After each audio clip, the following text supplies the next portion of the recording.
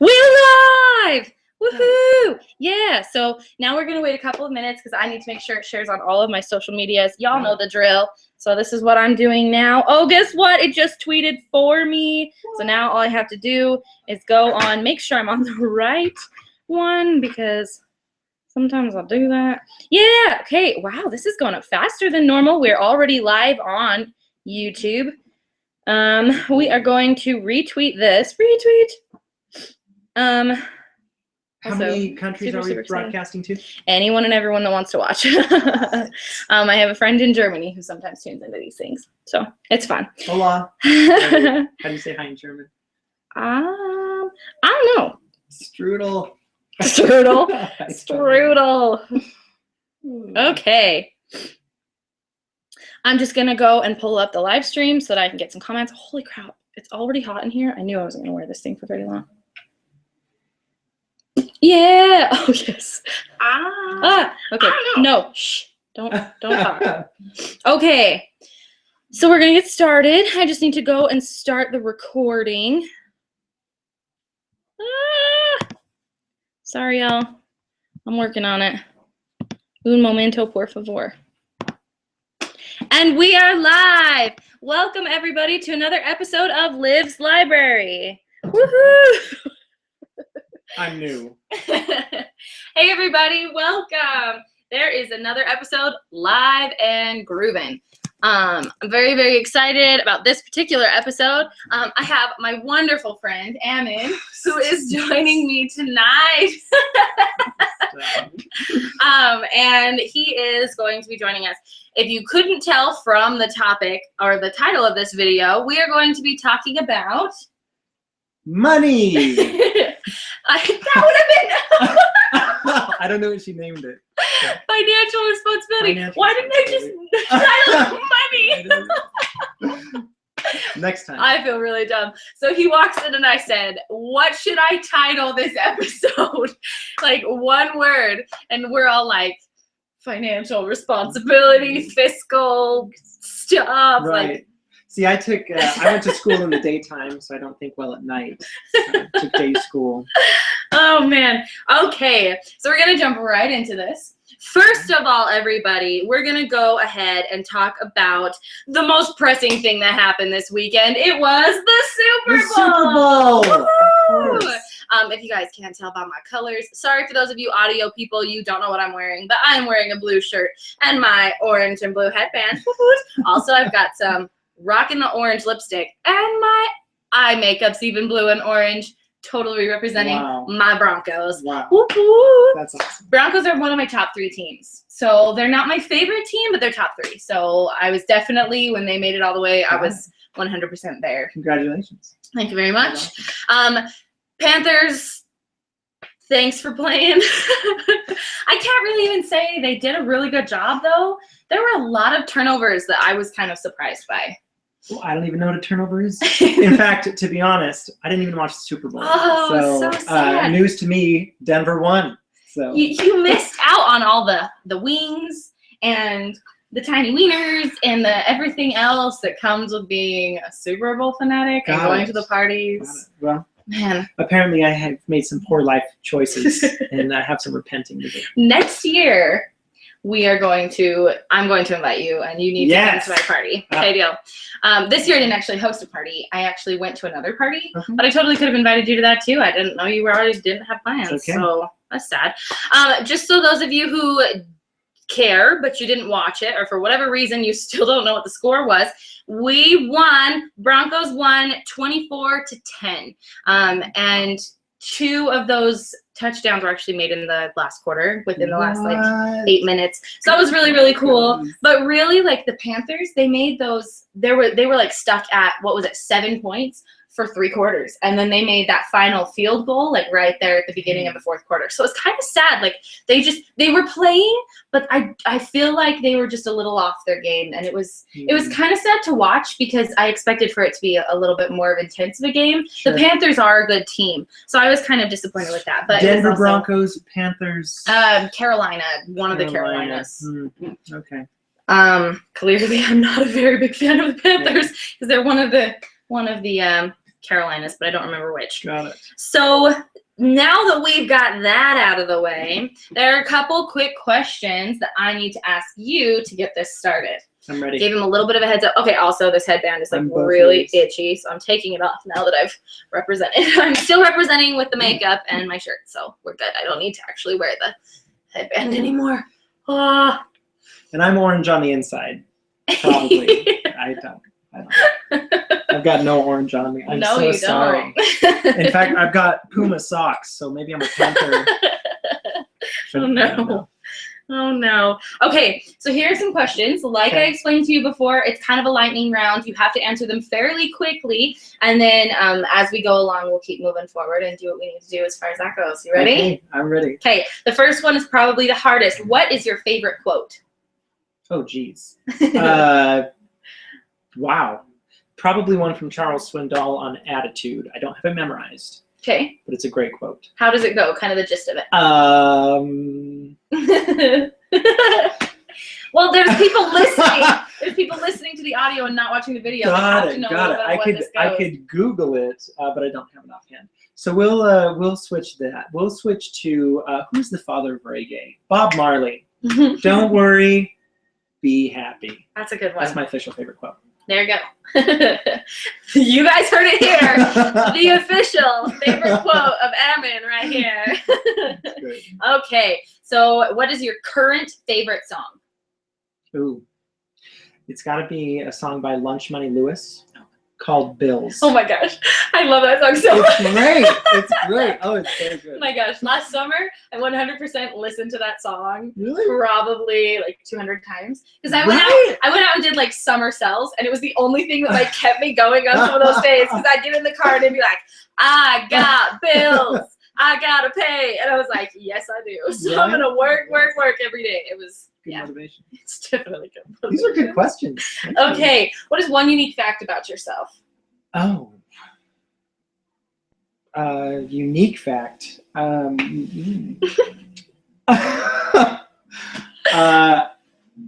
I didn't graduate high school, but that's not really unique these days, so I'm trying to fit in. I probably haven't read more than 3 books in my life. Really? Yeah. Oh, I don't know that. So I'm working on it, but you know. There you go. There you go. Yeah. Well, awesome, possum. Okay, so this is one you have to do to the camera. So everyone back at home is waiting for you to do this one. Ready? You just do the first one that comes to your head. Look straight at the camera, and when you hear what I say, do it. Okay, here we go. Ready for this? Favorite funny face. That's all I got. Blowfish. I was not sure what you were gonna do. You're like, Blowfish. Yeah. That was great. Okay, this one is for the people listening at home who didn't get to see your funny face. I'm so sorry. This is your favorite animal noise. Go. Broncos. That was my Bronco chant. Very nice, very nice. Okay, so these two are the most important questions. You have to answer at the top of your head. Wow. What is your favorite cheese? Spicy pepper jack. Hands down. Hands down. Hands down. Hands There down. was no hesitation there, other than the fact that you didn't know what it was called. I eat it. I don't. Yeah. You don't call it by name. Yeah. You don't have a formal introduction. No, I to see your it on the favorite kitchen cheese. table and I.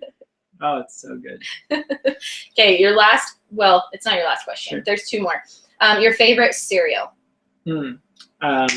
Cinnamon Toast Crunch. Oh my gosh, I love so Cinnamon Toast good. Crunch. Oh, yes. and Captain Crunch. Pretty much anything with crunch in it is all right. There we go. Okay, so there's 2 more questions for you. I lied because I said that those are the last 2. These are great. These are the 2 last questions, and they lead into what we're doing next. Sure.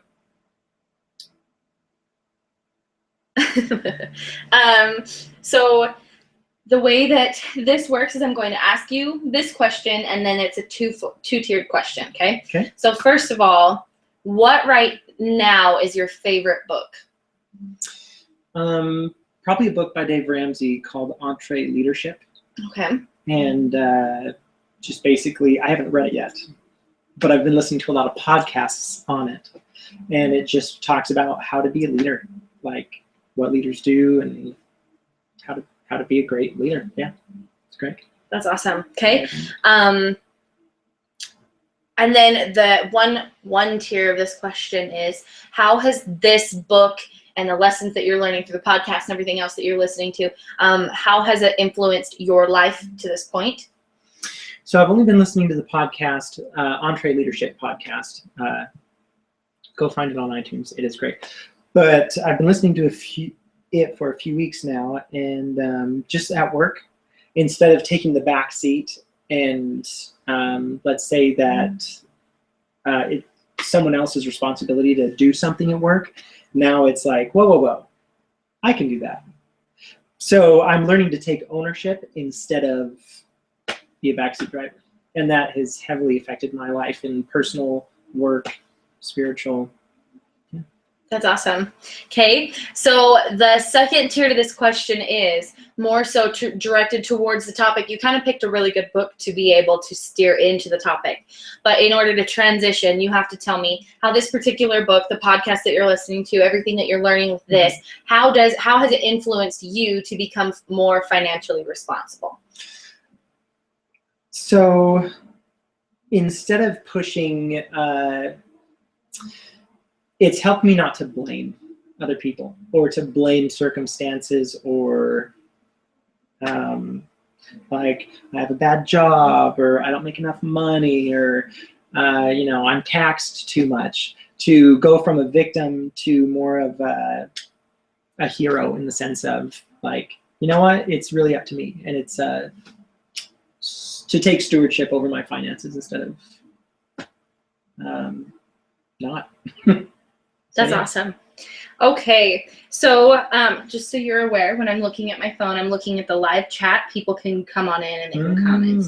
And then if there's something that's pertinent to the conversation, I might bring it in as someone asking a question. Got it. So you guys at home, you're more than welcome to join into the conversation. Please answer any questions that we give to you. Go into the live stream, and I am trying really hard to answer the questions that are in the live chat. Also, if you have questions once this is posted, make sure to comment below in the comment section. And I go back and I actually do read the questions and I try to respond.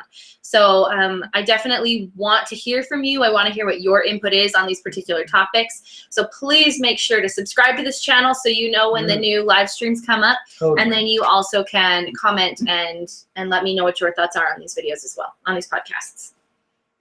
She's right.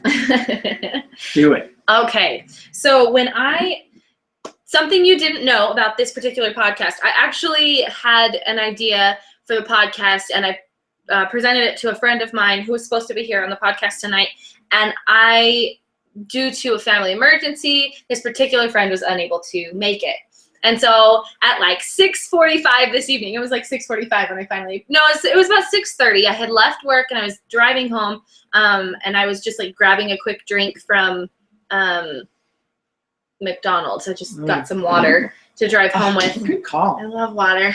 I just needed something. So went through the drive-through and grabbed some water, and then was leaving, and I called and I left a message on Ammon's phone, and I was like, oh my gosh, I need help, give me a call back. And my phone was literally at like 9% battery, and I was like freaking out. Then I got on Snapchat and I like sent him videos on Snapchat. I was like, I don't know if you check your phone. I don't know if you check your like messages, but I sent you a message. Please call me back. And then I didn't even know if you had my number. And so I like put it across the screen, and I was like, this is me.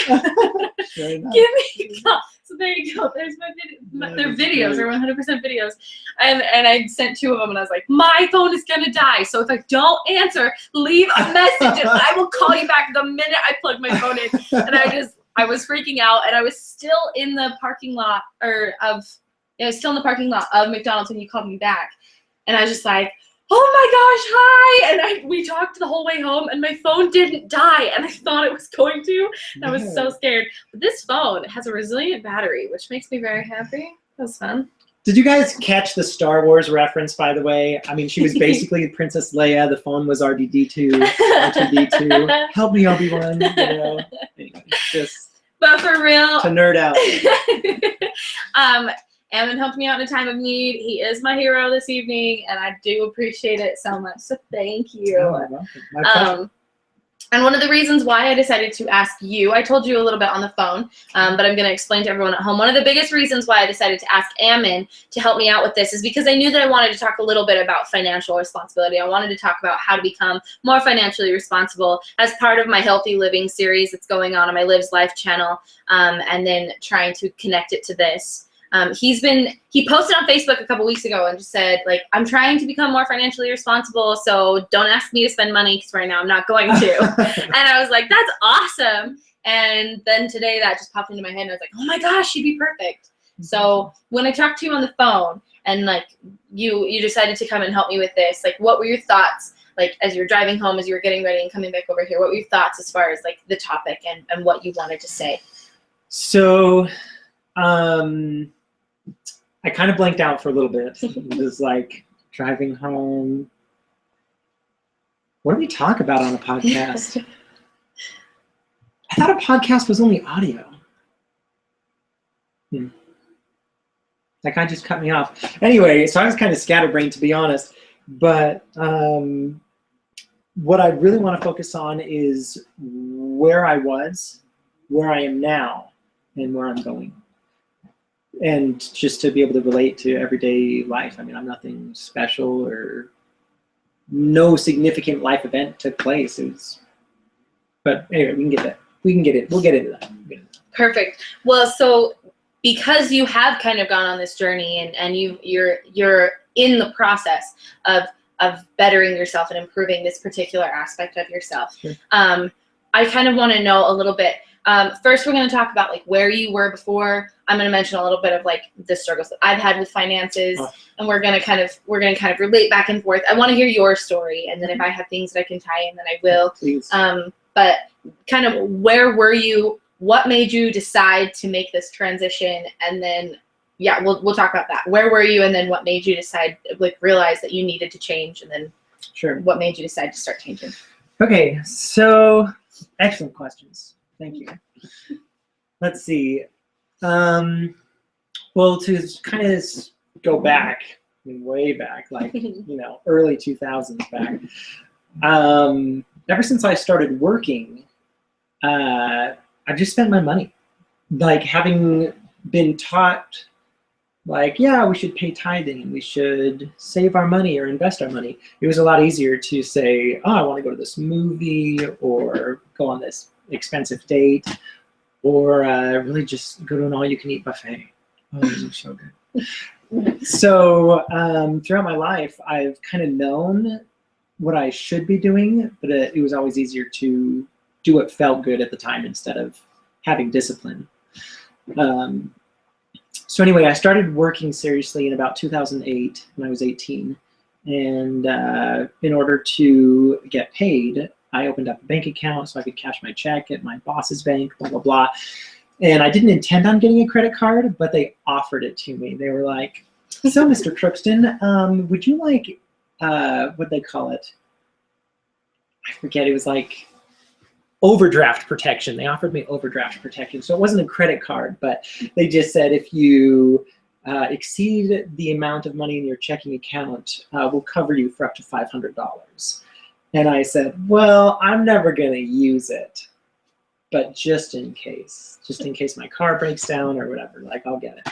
And a few months went by and life happened, and like I started using it and I applied for more credit, and just a terrible snowball effect to where for the last probably 2 or 3 years, my cards have been maxed almost all the time, and I've been perpetually in about $12,000 worth of debt. No good excuse, like no college or school loans or anything like that. 12 grand is like, again, Rodizio's, Chuckarama, a bunch of movies, blah, blah, blah, etc. So, am I answering your question? Well, that was kind of where you were. So the next question is just kind of what made you realize that you needed to change, and then like what made you kind of start the transition? Got it. Okay. So I kept thinking, I just need to have a serious life event in order to change. Like I need to have that movie moment where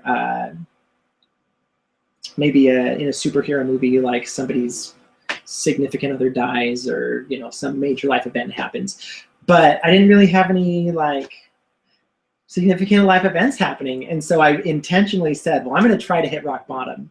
So I quit my job. I moved to Vegas.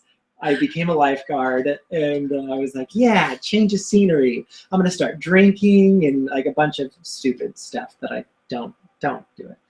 But anyway, I started like gambling on my paychecks because I was in Vegas.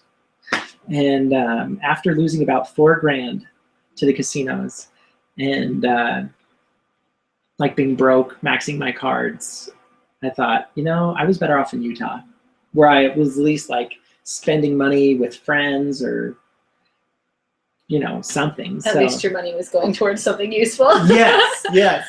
So I thought to myself, well, like I've created my rock bottom. I can move back to Utah and all will be well. I moved back to Utah, started paying off my credit cards. Things were going great for a little while, but then I just fell into my old habits and it was just like, okay, well, I could make a payment or I could see this really great movie. And that movie turned into like, you know, 10 movies. What I realized is it's the little things. It's not, you know, we bought a car or we went on a cruise. It was like, I ate out today and then, yeah, really, yeah. Well, so I think it's funny. It's interesting that you mentioned that. So a little bit of like my backstory as far as financials go. I was in a similar situation.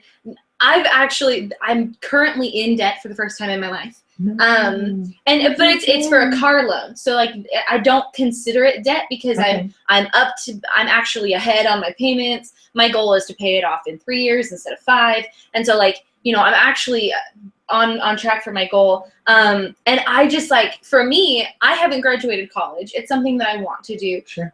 But I did not want to take out student loans. I was like, no, I'm not going to be one of those people that graduates and then like gets drowned in debt. And I always kind of thought, you know what, I'm probably going to eventually, if it ever happens, I'm going to get married and I'm probably going to marry someone who is going to have debt. And so rather than both of us bringing debt into a marriage, I was like, I'm going to come in debt free. And then we can work together to pay off his debt faster. And then we're not going to be in debt and we're not going to do that anymore. And like my whole family kind of grew up like from a very young age. My mom opened my first bank account. Before long, I had 3 bank accounts. One was a short-term savings, one was a long-term savings, and one was a spending. So this is my mom. She was like brilliant. She kind of taught me all these different things. Well, here's what happened. My short-term and my long-term savings, I never really touched. I always had money in there. You know, I was taught to put like 10% towards charities, like you mentioned, tithing. So some sort of charity, some sort of like giving to somebody else. 10% went into my short-term savings and 20% went into my long-term savings. My long-term savings being a car or being school or being like, you know, a house or apartment or something, like having a little bit of a buffer there. I think I need to talk to your mom. And then my spendings is what I could spend. Well, here's what happened. I realized that I had a couple $100. This is like back when I was, you know, I was making money, maybe 17. I had been working for a little over a year. I'd actually had jobs before I was 16, but like I consistently was working at that point. I was like, you know what? I'm making money. This is good. I'm going to go spend some money. And I lived really close to a Sonic. And so I was like, you know what? It's really, really hot. And I walk to work every day. So I'm going to grab myself a slushie on the way to work. And it was, you know, $3. And I was like, I've got $3. I didn't even have a debit card. All I did was I'd go to the bank and I'd make sure I had money and I'd get some cash and whatever else. Well, also I love movies. And so I decided that on every paycheck, I would take $20 out from my paycheck and I'd go to Walmart and I'd buy 4 of the $5 movies. And I had like $20 and some random change that I'd had from other things. Like when I went and I bought my slushie, it was like $3 and like 25 cents. And then the 75 cents went into a jar, and that's how I paid for the tax on those movies. So I had the $20 and then whatever the change was to help pay for the tax. So it was like, you know, $22 and something. And then that change came out of my jar. So I still was like spending money responsibly. It wasn't like I spent a whole paycheck on something, but I was still spending it here and there. And then I started making more money and I was like, oh, I can do more things. And so I started doing more things. And then I decided to go out and I did some service for my church, and I went out and I did that for a little while. And when I went out and did service for my church, I had to pay all my own expenses because it was a volunteer basis. I wasn't getting paid for it. So I had to pay for all my expenses, my living expenses, my food, my groceries. They paid for my gas because I was driving their car. Nice. But that was about the only expense I didn't have to pay for. And so, you know, all of the money that I had saved up in my spendings was pretty much gone because I'd spent it. Rather than putting that money into the bank account and actually spending it on things that were really cool, like a new camera or, you know, whatever, I just was spending it on fast food was a lot of what I did. And then movies. I spent lots of money on movies. And then I also went dancing, and I spent that on dancing and things. And so I didn't really keep track of it. And I was like, it's my spending money. I don't have to keep track of it. Right. And that was pretty much gone when I went out to do this service. So then all I had was my short-term and long-term savings. And I had, you know, a couple $1,000s in there. Well, what happened was I went out and I did my service, and I was spending my money that was in my savings. But I was like, when I go home, I'll get another job and I'll be fine. I ended up going home a little earlier than I was planning on, just due to some health issues that didn't make it so that I could stay out any longer. I came home and couldn't find a job. And for a little while, I thought that maybe I would just get some medicine or whatever, and then I'd go back out and I'd keep doing the service. And I was like, as long as I'm doing the service, I'll be fine. Like, things will work out. So I probably waited 6 months before I ended up actually doing anything at all, as far as like work. And then I started donating plasma because that was something I was like, I can just go donate plasma. I actually had a friend who worked at the plasma center. I kind of had a crush on this friend. And so I was like, this is the perfect way to go see this particular guy. And I was like really excited about that. And so like, I went twice a week. I went the same time every week because I knew when this person worked. And so that happened. And I flirted with him enough that we were friends before, so it wasn't like I just met him there. But we were friends before, and he messaged me on Facebook. He's like, I'm not allowed to ask for your phone number at work, but I want to take you out on a date. So like, you know, we ended up dating, and that's a different story. And he's happily married, and he's such a sweetheart, and I'm so grateful for his friendship. And it's, you know, he got me involved in doing something that I am now very passionate about, which is donating plasma.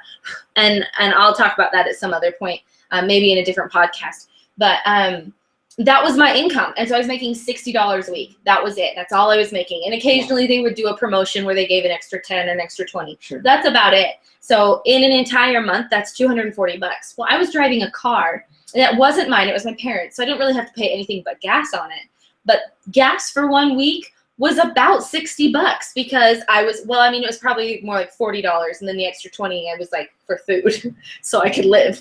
And I could actually hang out with friends, and I could put on the facade that I had money. Because at this point, and so, I mean, I also had my money in my savings account, but I hadn't been working for 6 months. And I was also just kind of living, and I was kind of sick, and so I had to pay my health bills and everything like that. And so, like, my savings just disappeared, and I was broke. And it was literally, I was struggling to make it to the next plasma. And I'm pretty sure none of my friends knew because I never told them. And I mean, occasionally I'd be like, I can't afford to go out with you. And they'd be like, oh, don't worry, I'll pay you. Well, then I felt obligated. And so the next time we hung out, I'd be like, oh, don't worry, I'll pay you. And then I'd pay with my plasma money and be like, now I can't do anything for the rest of the week.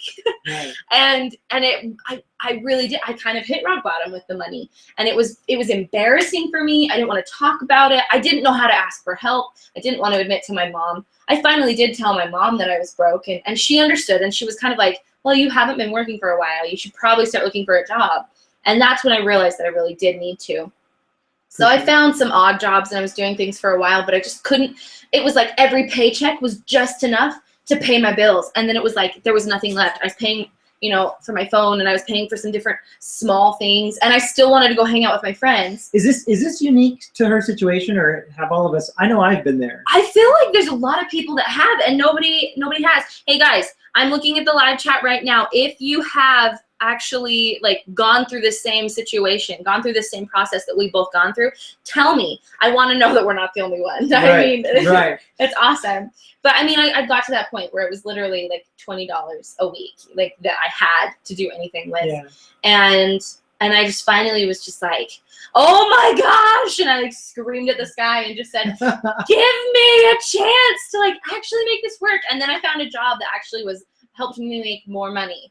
Well, I still hadn't figured it out. And I made more money, but I was still, every penny was going to something. None of it was going to savings. Yeah. And so I was like still, I would not have money for like 5 days before my paycheck. I get paid every 2 weeks. But like there were 5 days in that 2-week period where I did not have money because I was spending it on everything and I couldn't figure out where it was. And I finally went and I created this little thing on just my Google Drive, and I created a little what did I call it? Just like a balance book, kind of like when you go to the bank and they give you checks and they give you that little balance book. I created a advanced version of that on my Google Drive, and then I would put in every penny I spent. I would save all of my receipts, and every Sunday I would put in every penny I spent, and I realized where I was putting all my money, and it was the food. It was the fast food. I mean, it wasn't even movies, because I had a friend who worked at the movie theater who could get me discounted or free movies. So I was still able to go see the movies that I wanted to see and not be spending too much money. But I cut out dancing, and then it was just the fast food. And I was like, oh my gosh, I really do spend a lot on that. Yeah. I need to figure that out. And so now I've been cutting that down. I've been trying to go grocery shopping and then just put groceries in the fridge at my work so that I have fresh food there. That's helping me with more healthy eating, and it's also helping me with saving money. And I'm finally getting to a point where I have money in my bank account. Enough that I'm actually going to Germany in 34 days. Oh my gosh. Oh, I'm so excited. That's there's awesome. going to actually be a podcast in about a month, right before I leave for Germany, and I'll be talking a little bit about what the things I'm excited to go see. I'll have someone else who's traveled a little bit here to help me with that, so I'm super excited about that one. That is awesome. Really, really quick. Here we go. Someone said, when I was working retail, paycheck to paycheck, someone never donated plasma. You know what?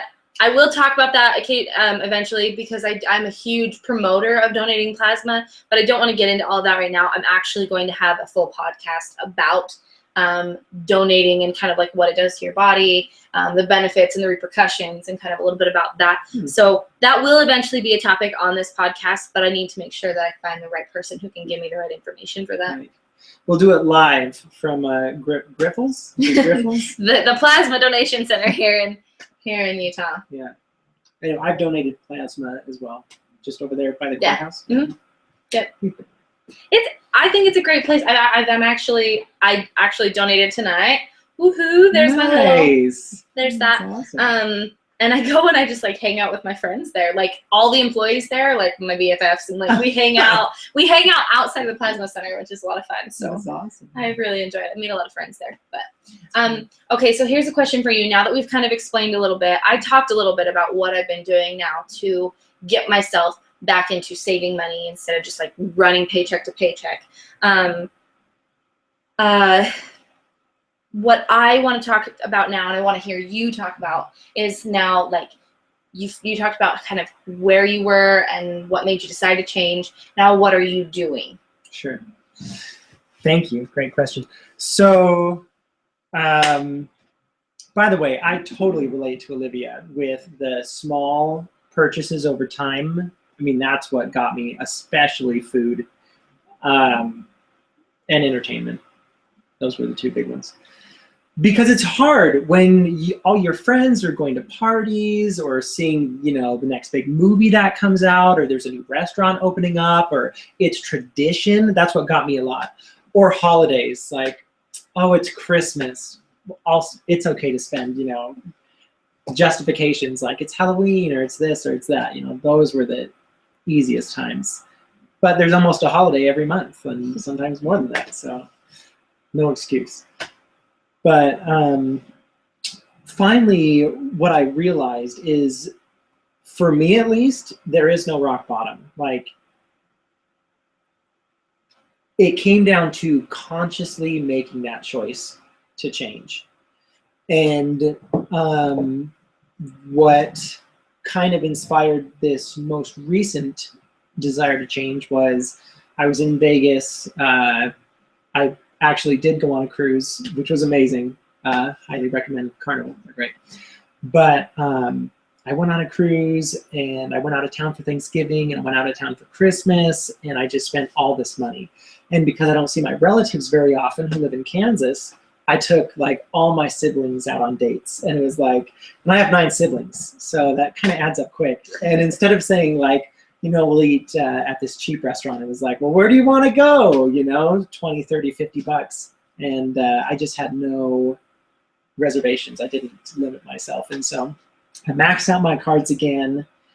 And in order just to drive back to Utah, just to have gas, I had to return some merchandise because I was completely out of cash, completely out of credit, just like rock bottom again. But what really inspired the change this time was really getting present to how these decisions are affecting my current situation and my future. And so just like Livia, I've thought about, do I want to bring a bunch of debt into a marriage? No. Okay. Well, if I keep doing what I'm doing, like, that's inevitable. And so it was really getting present to, what am I doing that's causing me to be in debt? And how do I change the behavior to change the outcome? And so realizing that, I started to change my behavior. And it wasn't until I committed to getting out of debt that I really started to make progress. Like thinking about it or never being fully committed. It was kind of like sometimes I do really well, and then other times I would regress, and kind of this, you know, ebb and flow or roller coaster of I'm doing really well, but then like, well, let's celebrate and go out to eat. It's just ridiculous. So for me, at least, I know this isn't for everyone, it was commitment and setting a goal and learning about goals too. Like, what is a goal and what makes a goal successful? For years, I said like, I'll get out of debt, but I never had a deadline. And so finally I decided 2017, 12 months from now, out of debt. And then once you have your big goal, that allowed me anyway to break it down into smaller goals. Mm-hmm. Well, if I'm $12,000 in debt and I want to be out of debt in 12 months, how much do I need to be paying off every paycheck? 500, I get paid every 2 weeks. So it's 500 a check. That's $1,000 a month. It's 12,000 in a year. It's that simple. That's awesome. And that's kind of what I'm doing with my car right now, because I hate the feeling of being in debt. And it's like constricting. It is really constricting. I have a deadline, and it's like, oh my gosh, I have to pay by the 10th. If I pay later than, and I mean, I've kind of got it down to a science a little bit. I have to pay by the 10th. If I pay later than the 20th, then I get the late fee, which is like $65. I'm like, why on earth am I doing this? Like, that's just stupid. Don't pay late. Guys, don't pay late. If you can do anything at all, work out a payment plan, do something. Do not pay late. Even if you have to pay part of it in one check, part of it in another, make those payments and make them count. I mean, like you said, you're doing 500 paycheck. That's a good goal. And like, set a goal to make sure that if you are in debt, to start paying that off. If I can interrupt, I will say, if you do miss a payment or you are really behind, banks are just filled with people, just like me and you. And so I use a credit union, America First, and they are so good.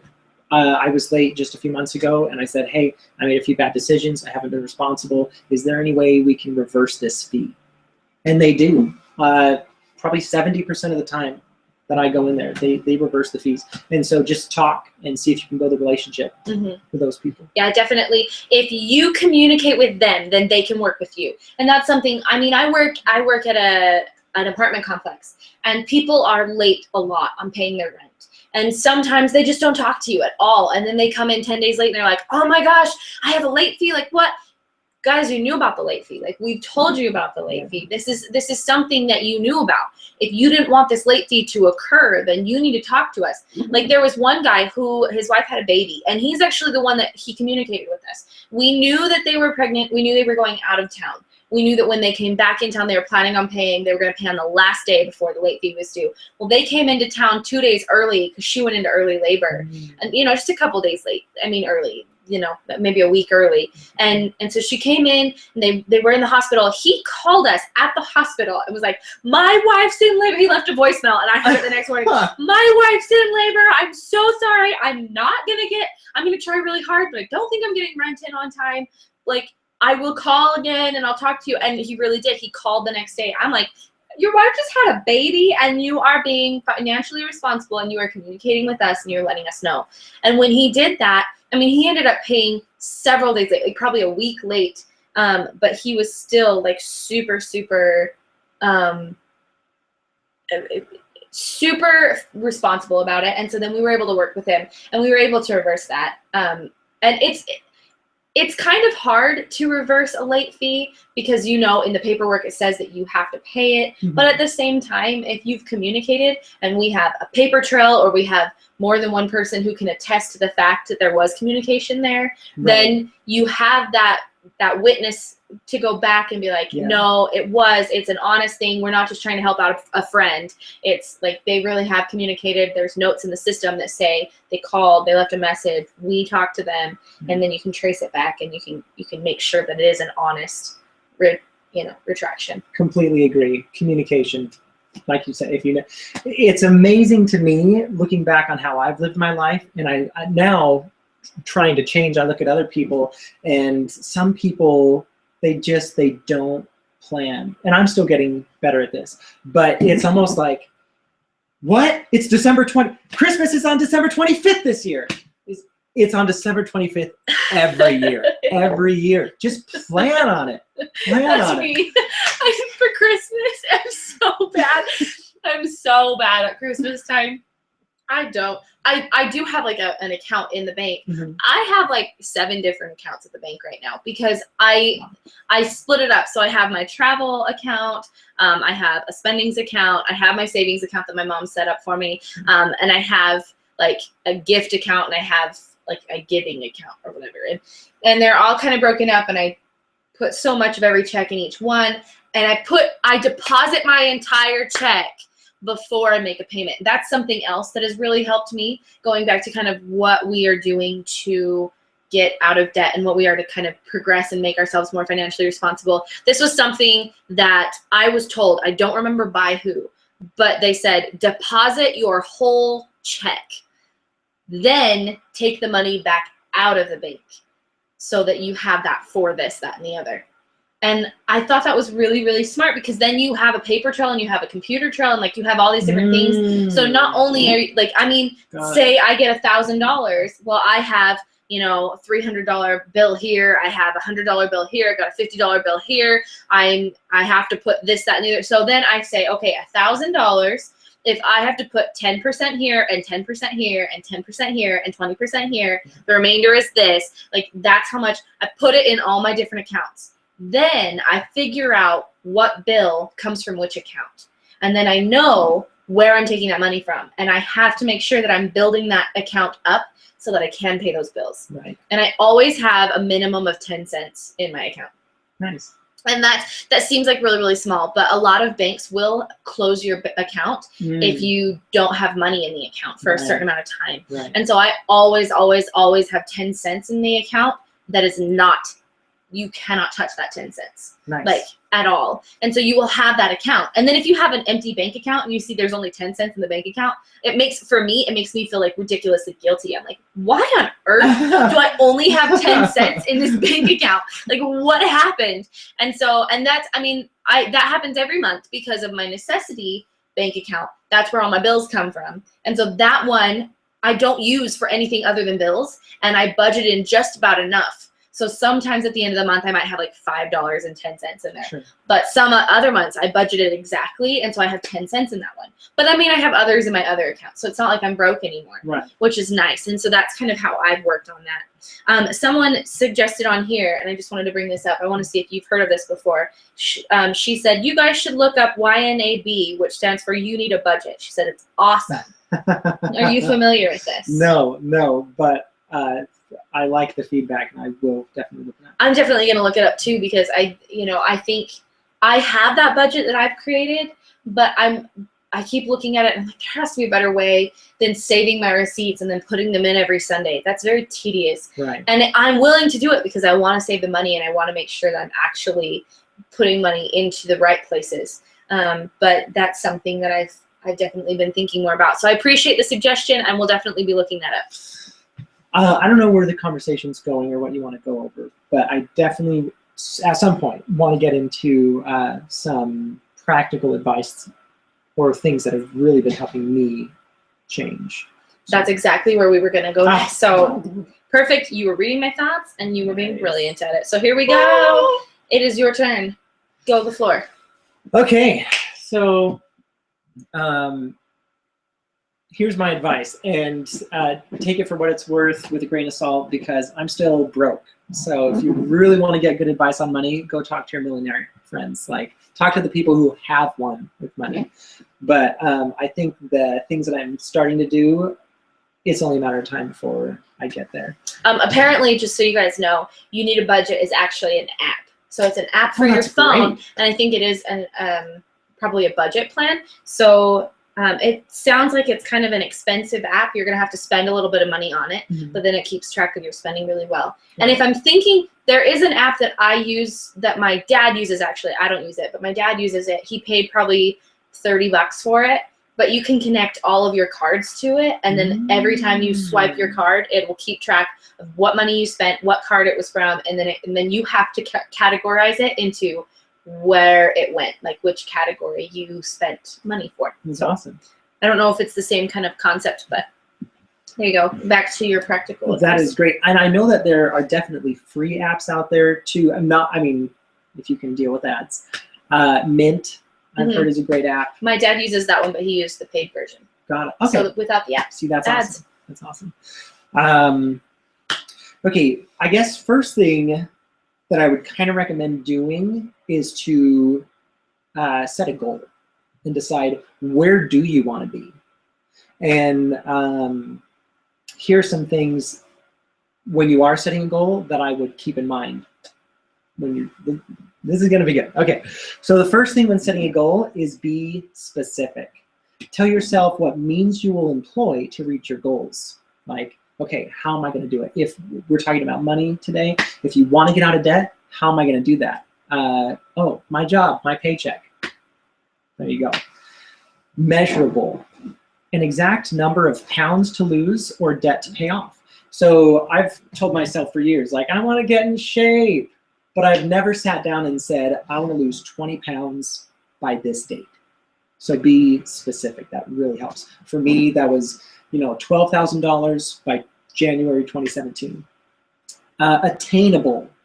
There comes a point where you can literally say, I made it. So again, for me, I'm not setting a goal that's unrealistic. Like, I want to be a millionaire, 12 months from now. And that's realistic for some people. But for me, I'm choosing to do something small and, in my mind, something actually attainable, like $12,000. I can do that.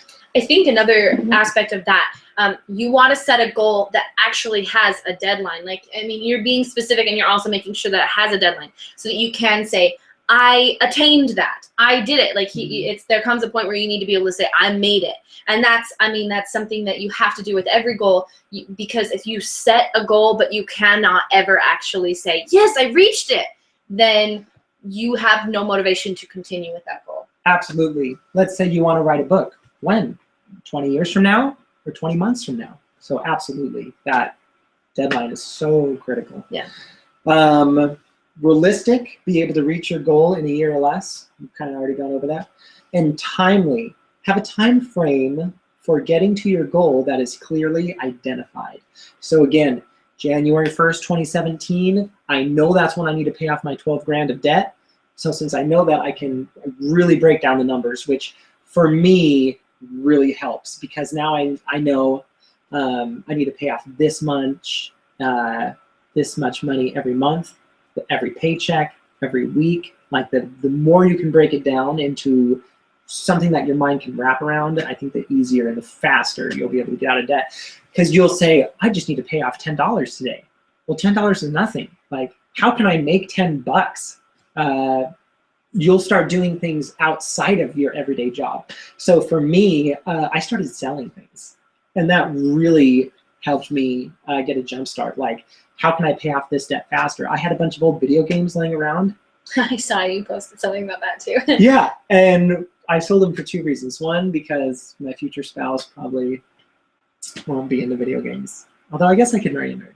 Anyway, time wasters for me. Not for everybody, but for me specifically, it's so much easier to turn on a video game than to like read a book and educate myself or something productive. So for me, video games aren't productive. But I made $600 Wow. from selling my games. That's awesome. Yeah. That's your entire paycheck. Like, yeah. You put that all towards it. So there was $600. I had a juicer that I wasn't using. I sold that for $125. I had a motorcycle jacket that I wasn't using. Sold that. So really, the more momentum you can. Getting out of debt is a numbers game, but it's also behavioral. Like the more emotion and the more you can. I don't know what I'm trying to say. Well, so I think I kind of understand what you're trying to say. I went and I talked to my aunt, not about money, but about fitness, because that's something else that I'm working on right now. And I'm working on just becoming overall, I'm trying to improve my overall healthy lifestyle and make it a more healthy lifestyle rather than just a lifestyle that is stagnant. And so she was talking to me about how you need to move forward and you need to change your mindset. I told her that I'm doing my Fitness Fridays and how I'm posting my weight every week. What? Yeah. Awesome. Thank you. It's terrifying is what it is. But I told her that and she said, do not be so dependent on the scale that you are looking at it morning, afternoon, and night. Like, don't sit there and be a slave to the scale. You need to change your mindset, and then you will reach your goal because that's where your life is going. And so she's like, here's what you do. You set goals like, before I go, because I don't pack food for lunch frequently, I forget. And so there are restaurants nearby. It is much easier for me to go to a restaurant. That's not a bad thing. It's not, I mean, if you have the money to do that, then go ahead and do that. But one thing she suggested was, before you go, you have that craving for, a burger or for some fries or for a burrito or whatever it is. Before you go, eat some celery, drink some water, eat some other vegetables, then wait a couple minutes and then go, because your body will be a little bit more full of the healthy stuff. You ate the healthy stuff first, so it's going to help with your digestion.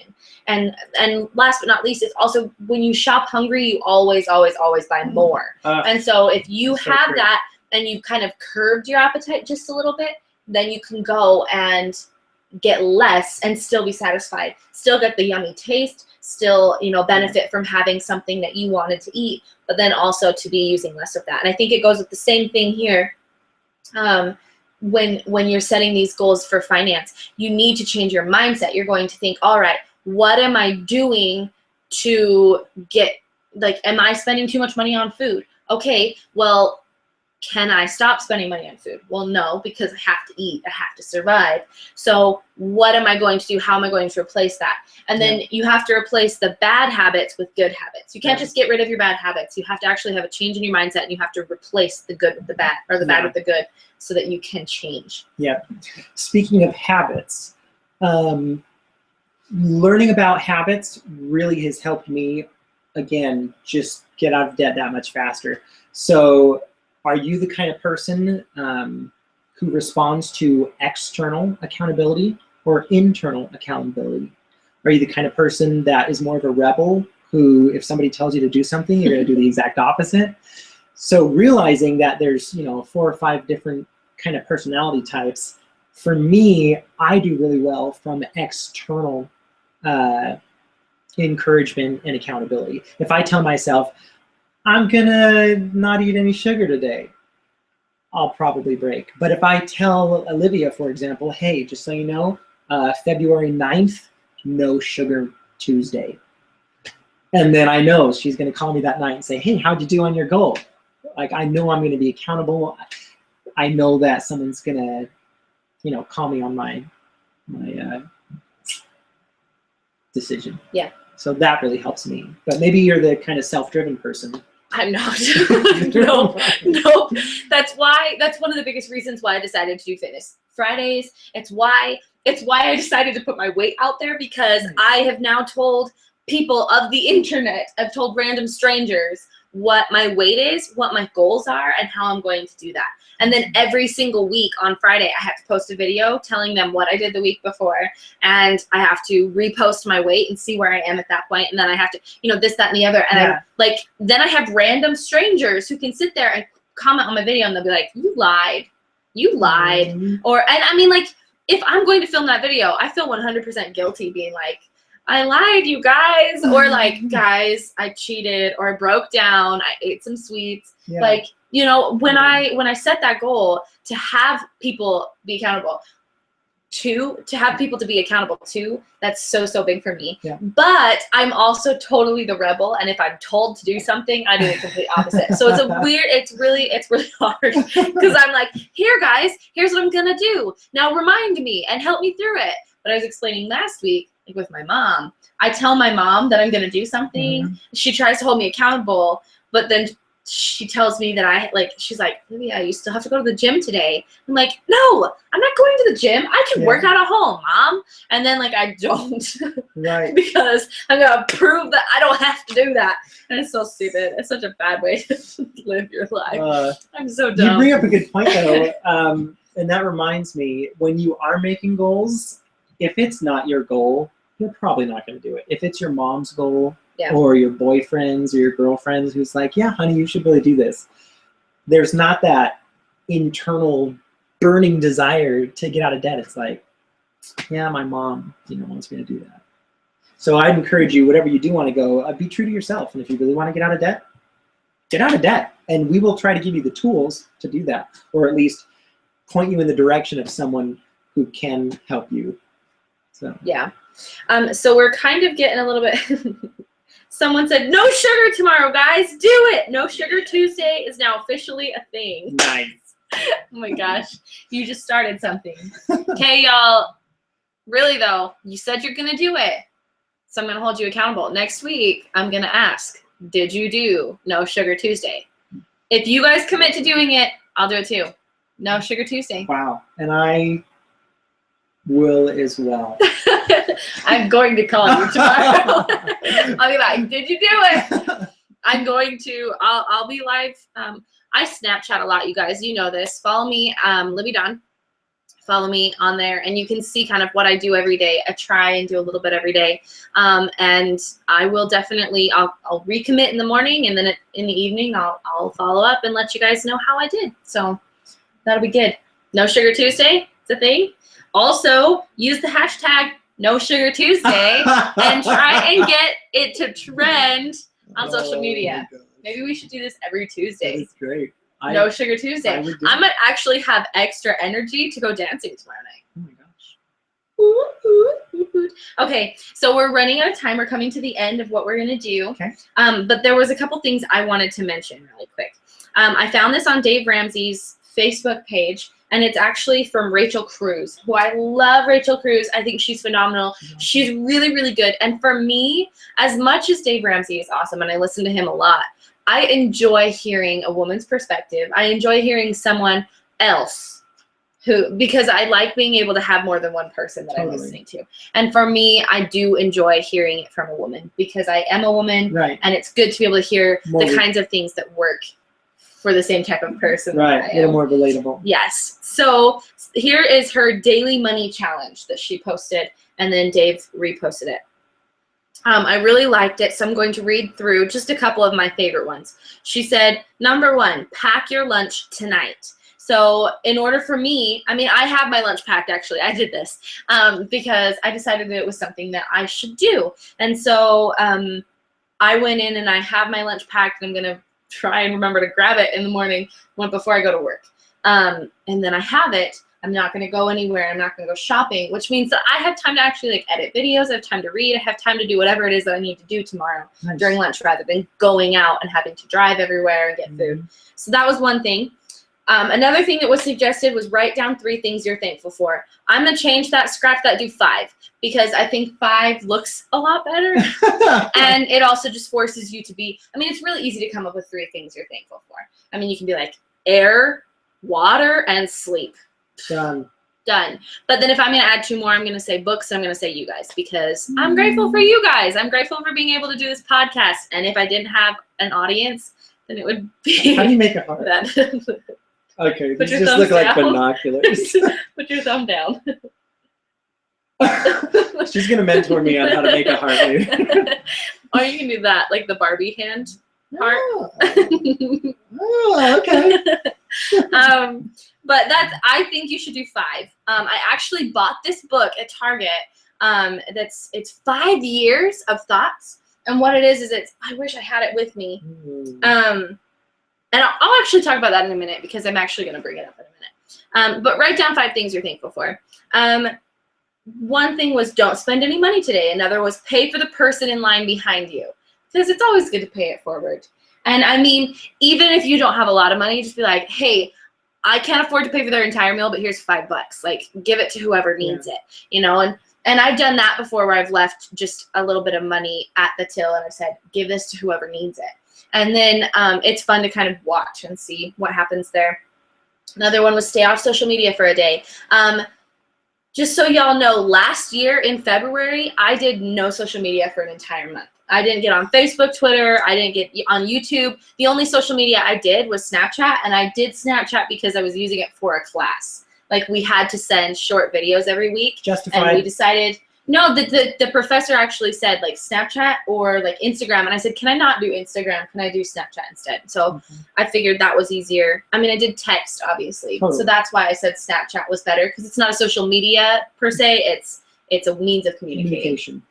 And so there's that. Plan your dinners out for a week. Only use cash today, no plastic. Set a goal to use a coupon. And use the coupon that day. Unsubscribe from sales emails you don't read. So true. Unplug for the evening, so no online shopping. Also, just turn off all electronics and just kind of be present in the moment. I try and do that every day because I hate my phone. Don't complain about money for an entire day. I think that's awesome to not complain about money for an entire day. Yeah. You don't realize that you do until that's your goal. And then you're like, holy cow, I think I talk about it a lot.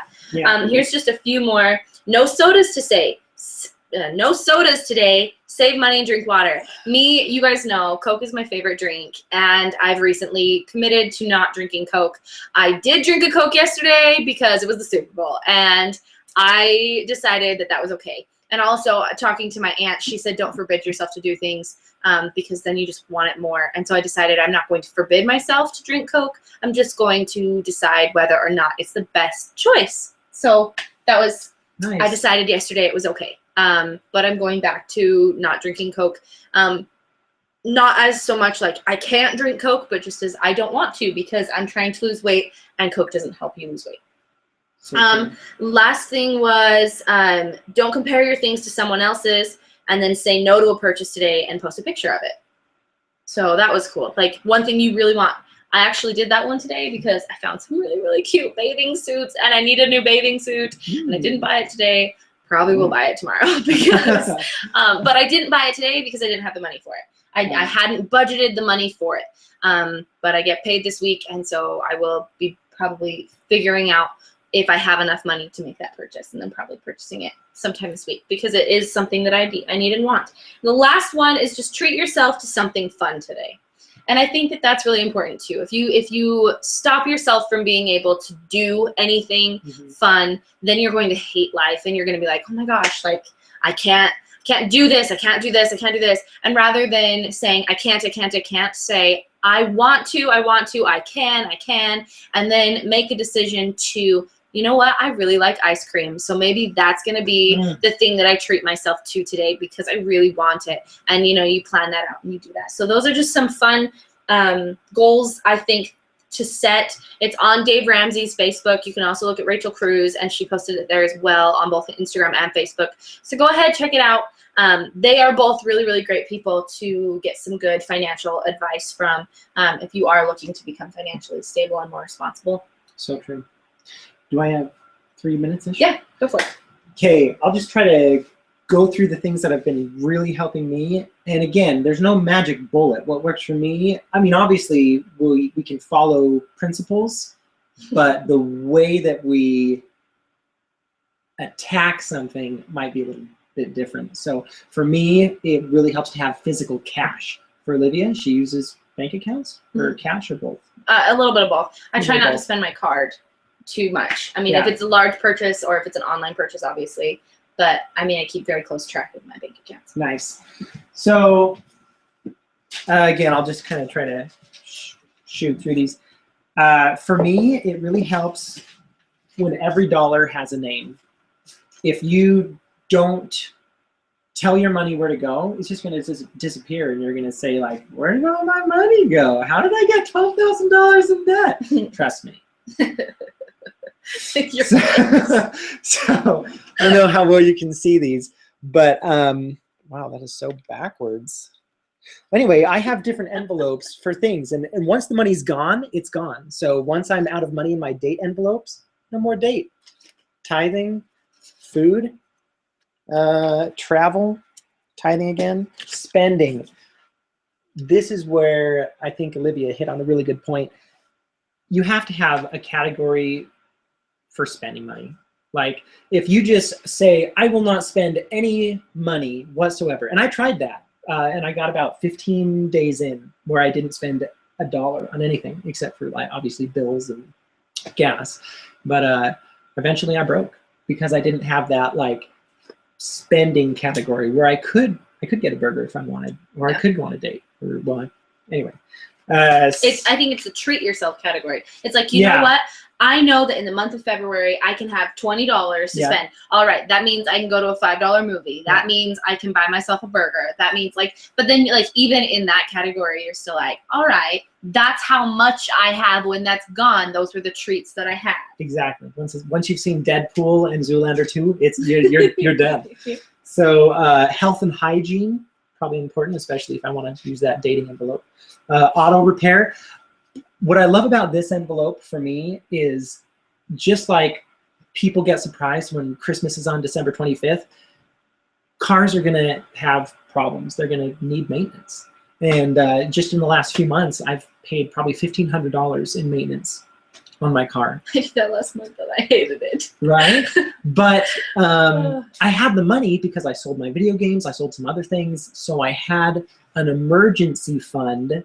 Another thing that's really important, if you're living paycheck to paycheck and your alternator goes out or you have some kind of injury, you are, exactly. So have an emergency fund. Like, you have to have it, because then emergencies aren't emergencies. You have the money. You don't have to borrow it from great Uncle Ted who lives in Bangladesh or whatever. So, Bangladesh. Do you have family that lives in Bangladesh? I don't know. I might. So cash, every dollar has a name. That really helps me. Really helps me. Once I committed to getting out of debt, I started acting different. I started behaving different. It's like, oh, well, if I want to get out of debt, what do I have to do? You're like, what am I doing that's causing me to be broke? And what do rich people do that make them rich? Like, okay, I don't want to take up time. You're fine. We can go as long as you want. Okay. If this is going to be an extra long podcast, I don't have any problem with it. I think we'll need to do a whole series because there's so much. Oh, you're more than welcome to come back for a second episode. So, anyway, so what I did was, in fact, I bumped into Olivia when I was buying. I was going to ask, are these the soups you were buying? Yes. So, that's funny. For me, food was hands down the biggest expense. I mean, I ate what I wanted. And so go out for breakfast, stop at Maverick, get a few donuts, maybe a Bahama Mama. They're so good. A few other things. Their SOBs are really good. Son of the Beast. Son of the Beast. Yes. So good. They really are. It's egg, cheese, bacon on a donut. It's great. Oh my gosh. I had one the other day for the first time. So good. She speaks the truth. But I recently committed to not eating there anymore. Especially on Tuesdays. Yeah, no sugar Tuesdays. Hashtag no sugar Tuesday. So anyway, these soups were on sale for $1. Just $1. Like, I don't even think there was tax on them for whatever reason. Is that normal? They might have been like 95 cents so that they equal up to exactly $1. Yeah. So but anyway, so big too. Right? Yeah. Like 1 pound. Something. Yeah. Like, this is a lot of food. Wow. Yeah. $1. I could make this can last for 2 meals because I don't eat very much right now. So I normally bring 2 a day, and that definitely fills me up. And I'm thinking of cutting it to 1 a day. But basically, budget your money and then start planning. Because if you don't plan, guess who did plan? McDonald's had a plan. Dunkin' Donuts had a plan. Because when I'm hungry, I'm going to eat, like, period. Yep. And I do construction. I need a lot of calories to keep going throughout the day. I can't just not eat. Yeah. So make a plan, because if you don't, other people, KFC has a plan. Like, anyway. So anyway, I take a soup, heat it up in the morning, and then I put it in my thermos. And then I have hot soup every day. Anyway, so that's what I'd recommend. Bring a lunch, or at least for me, because I was spending probably $30 a day at least in food. That's I realized that's exactly what I was doing. So like when I put out my budget, my food line was like this long, like as long as the screen. It was longer than the screen, but in comparison for the video, it was like this long, and everything else was like this long. And I was like, oh my gosh. Yeah. And I realized, because I was dating everything too for the food. The food was the thing I dated, because everything else I realized I wasn't spending too much in those categories. So I was like, why am I spending so much in food? And I was actually consolidating, and I was like, every purchase that I made from Maverick was one. Like, I just kept making that total bigger and bigger and bigger, which was nice, because then I was like, holy crap, I spent a lot at Maverick. And then I realized like where I was spending it. But then as a whole, I realized it was food. And so I had to break it down even more. And I was like, okay, like I was going to Maverick 3 times a day, and I was filling up my drink twice. And then I was typically buying like donuts and maybe even a Slurpee for the 3rd time. Like I was going so much. I was spending $12 easy at Maverick alone. And that's a gas station out here. And it's like so easy to spend it. I was like, oh. Best gas station, by the way. Jesus. Totally. I actually rant and rave about it on my Snapchat all the time. I'm like, guys, I just met another amazing person at Maverick. But like, it's a great place. But something that you just touched on, kind of having a brain fart right now, but you can't, for me at least, I couldn't just stop a habit. And I think you mentioned this earlier. You have to, or at least for me, replace it. Mm-hmm. So if I drink soda every day, I can't just stop. Here's my vacuum theory. If you stop doing something like drinking soda, there's a vacuum, and something is going to want to fill that void, period. And so if you're going to stop drinking soda, replace it with water. Easy peasy. So because I stopped buying lunch, I replaced it with lunch from home, and that really helped me. So she mentioned Dave Ramsey earlier. This is his book. Hi, is it backwards? I don't. It's not. It's backwards to you, but it's not backwards to them. Oh, okay. Total Money Makeover. Totally recommend this book. Although I actually haven't read it yet. But it's such a good book. I've actually read it more than once. Really? Yeah. I do listen to his podcasts and his radio show, but highly recommend this book. It's wicked. I think one thing that I learned from this that was so valuable was figure out like where it is that you, I mean, I have applied it and we talked about it a little bit, but figure out exactly where it is that you're spending money. Mm-hmm. And then he encourages you to cut up your credit cards.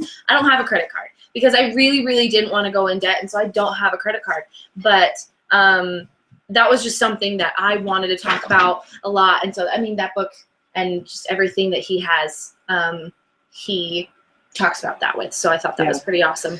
Yeah.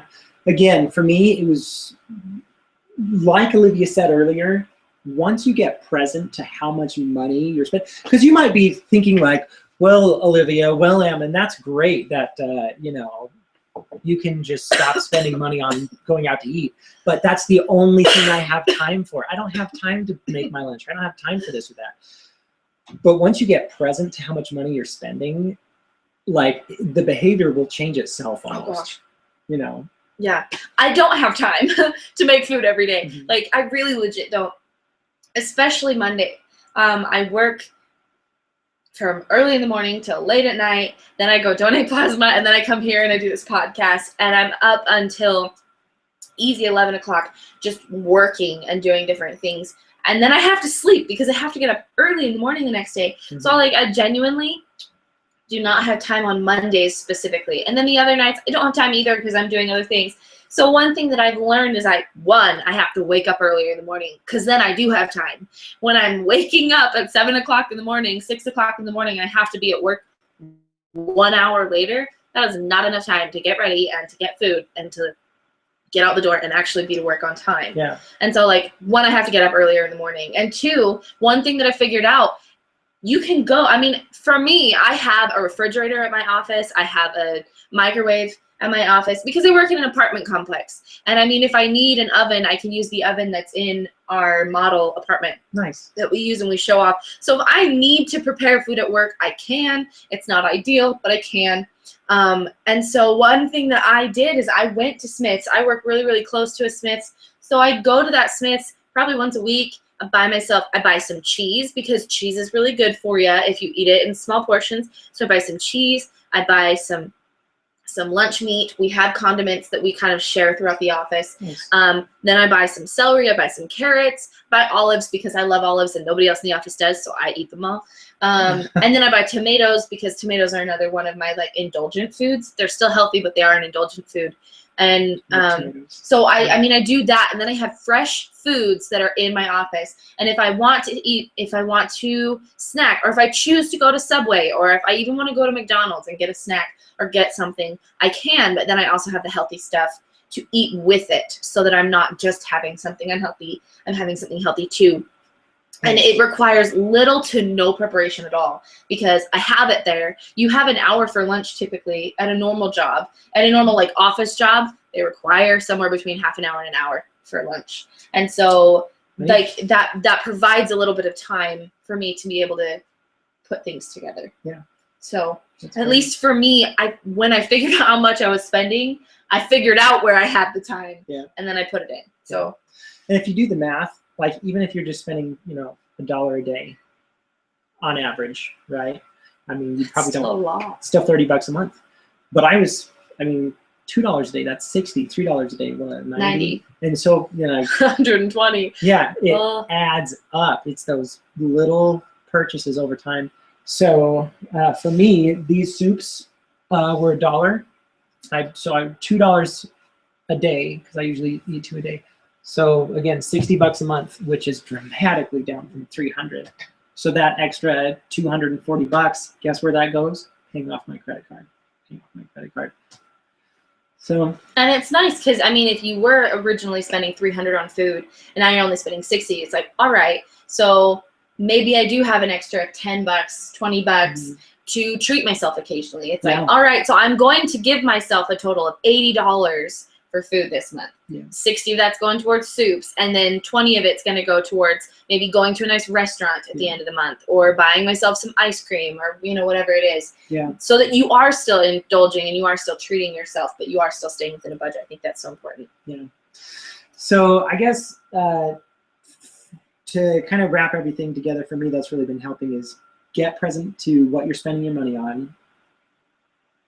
Plan on a budget, and a budget is not constricting. Like, it's not there to take control of your life and make you hurt. A budget is simply telling your money where to go, and you can adjust it. So for me, I was spending $200 a month, more or less, on gas, but gas prices has gone down. So now if I have a little bit more money in the gas envelope, I can save it for a special trip if I want to travel, or I can start putting that toward debt. Like, if you don't put a name on your money, it's going to disappear, and you're going to wonder where it went. Yeah, and I think just as you do that, you'll have the desire to change, and I think you need to have that desire first, and foremost, and then you can make that change. So, I know we've covered a lot of content tonight. Don't be overwhelmed, and hopefully you can take some of this information, even though it's kind of been jumbled. But just take one or two things and say, I'm gonna track my money, or I'm gonna start an emergency fund, or whatever. And just, it's those little baby steps that'll get you in the right direction. Yeah. My last piece of advice, and then we've got to end. My last piece of advice is simply set one goal. And if you are setting a goal to stop something or to get rid of something, then make it a 2-part goal. Say, I'm going to stop spending money on fast food. Therefore, I'm going to have to figure out how I'm going to replace that fast food. Am I going to go to Smith's and spend the money on something else? If you go to Smith's, you might find that it feels like you're spending more because you're going to spend a bigger chunk of money at one point, but your bill actually goes down. So you want to make sure, okay, I have $30 for groceries for the entire month. Is that going to get me through? For one person, if I'm eating fresh food, that's not going to get me through. Yeah. But I mean, figure out what it is that you want, figure out where you can get it for a good price, and then make sure that you stick to that. And so set a 2-part goal. If you're going to get rid of something, replace it with something good so that you're not just leaving a void. You're not just getting rid of something and not putting it back in, because it's just going to fill itself and it's not going to be something good. Totally. I'm sure Olivia will cover this in a minute, but again, we would love your feedback.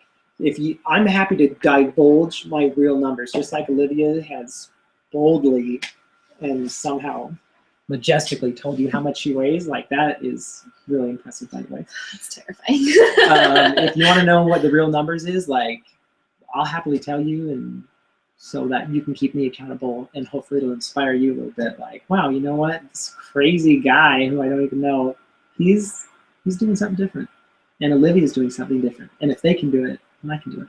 Yeah. Well, thanks so much for watching, guys. I know it's been a little bit longer, and I really do appreciate the input. We've had a lot of great conversation going on here. I do really, really appreciate you guys' support. This is something that I love doing. For me personally, I'm doing this podcast because I learn, and I figured I might as well make it a podcast so that, one, I had an excuse to actually invite someone over and like force them to talk to me for an hour. And then 2, I was also able to not only learn myself, but then share what I was learning, and then have others share what they're learning, and be able to help you guys learn too. So if you gain from this, awesome. If not, it was fun for us. Yeah. And that's kind of why I'm doing it. So I'm very, very grateful that you guys do tune in every week. And I do hope that it benefits everybody, and it makes it a good experience. So there is one more question that I do have to ask you. We need to make it short. We can't go into a lot of depth for this one. Yes. But it is one more question to get to know you better. I am single and available. There you go. The question is actually, what is your weekly obsession? So in the last week, what have you been most obsessed with? Oh my gosh, to be honest, X-Files. As silly as that is, they restarted it for 2016, and I'm just catching up. And I really shouldn't, because it's such a waste of time, but because I gave up video games. And you're replacing something with something? Exactly. Hashtag vacuum. So I just need to replace it with, like, productive things like podcasting or reading books. You know what? A couple weeks ago, my weekly obsession was one song that in 3 days I've listened to 100 times. What song so, Stressed Out by 21 Pilots. That is such a great song. Such a good song. If you haven't heard it, it's great. I'm pretty sure they've all heard it because I ranted about it for a good probably 5 minutes. Okay, so I'm going to talk about my weekly obsession. My sister actually brought it to me. First of all, look how cute that is. Like, super cute. The pages are actually white, but it's so cute. And it's called My Everyday, a 5-Year Memory Book. And the way that it works is you go to the book, you go to the date that you're on, and it gives you 5 years worth of things. So it's February 1st is the one that this bookmark's actually on, because I haven't moved the bookmark. But February 1st, it was Monday for this year. It says 20, so I wrote in 16 right there, and then I wrote down what I was grateful for that day. I decided that it was going to be something I was grateful for, and there's actually 5 lines. So I write down 5 things that I'm grateful for at the end of every single day, and it goes into my everyday book, which is a 5-year memory book. And so for the next 5 years, every single day I'm going to be able to put in here. And not only that, but next year, so I started this on February 1st. Next year, on February 1st, not only will I be able to write the things that I'm grateful for 2017, but I'll look back and see what I was grateful for in 2016. And it's so, so exciting. I got this at Target. I just thought it was a cute little book, and I thought it was a fun idea. And so I picked it up, and I bought it. And it is probably one of the best purchases I've ever made. And I'm so, so excited about it. I'm one of those people that's like, I love this so much, I need to buy like 12 of them so that when I run out, like, I'll still have books. But No, I'm going to keep this one for 5 years. And then in 5 years, I will find or make my own and have a new one.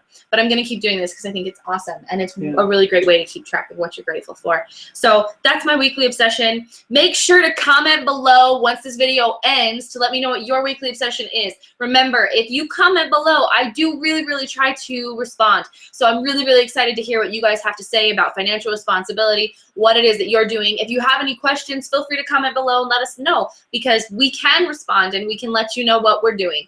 We can also reference some other people. Something that I'm going to be doing in the comment section is I will be putting Dave Ramsey and Rachel Cruz's links in the description below so that you have them. Also, if you have any other suggestions, any other great people to reference, or good books or good apps or anything else to help us, please, I mean, there's a lot of things that you guys can comment below and let us know.